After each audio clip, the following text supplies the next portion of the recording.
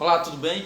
Nós estamos aqui hoje para falar sobre a utilização do paquímetro, onde é um instrumento de medida no segmento mecânico, seja ele industrial ou automotivo, que é importantíssimo na questão de medidas, né? Escalas, onde a gente consegue verificar qual é, a altura, o comprimento, a espessura de uma peça que a gente precisa medir.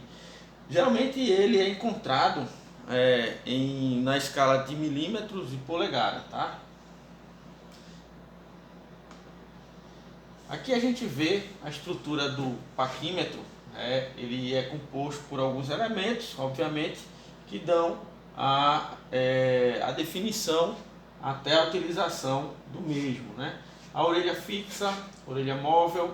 Então a gente tem aqui os pontos, a base do paquímetro, onde a gente tem a fixação da escala móvel com a escala fixa, onde ele se desloca, e a gente vai comparar a medida que está sendo verificada naquela peça. Aqui a gente vê o paquímetro, instrumento de medida, onde a gente pode verificar tanto a parte interna de uma peça, a gente vai fazer a medição interna, tá? A medição externa e profundidade. Então a gente consegue analisar essas três dimensões aí. E aí a gente tem os paquímetros, onde eles têm divisões, né? Então a gente tem o nônio dele, que pode ser dividido em 20 partes, 10 partes, 50 partes. E aí a gente vai ter uma relação, obviamente, se a divisão for 1 para 10, a gente vai ter 1/10 de milímetro. 1 para 20, a gente vai ter 5 centésimos de milímetros. E 1 para 50, 2 centésimos de milímetro. Então aí a gente pode facilitar a nossa medida de acordo com a necessidade, né, e a precisão que você vai precisar ali naquela peça.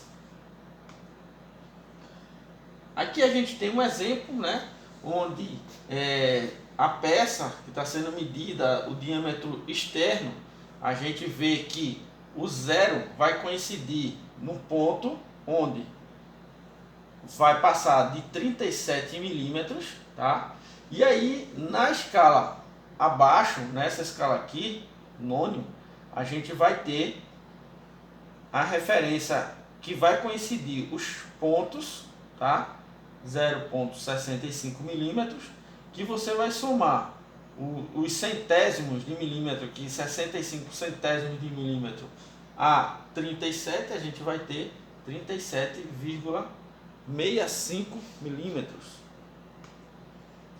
Aqui fica mais claro, onde a gente tem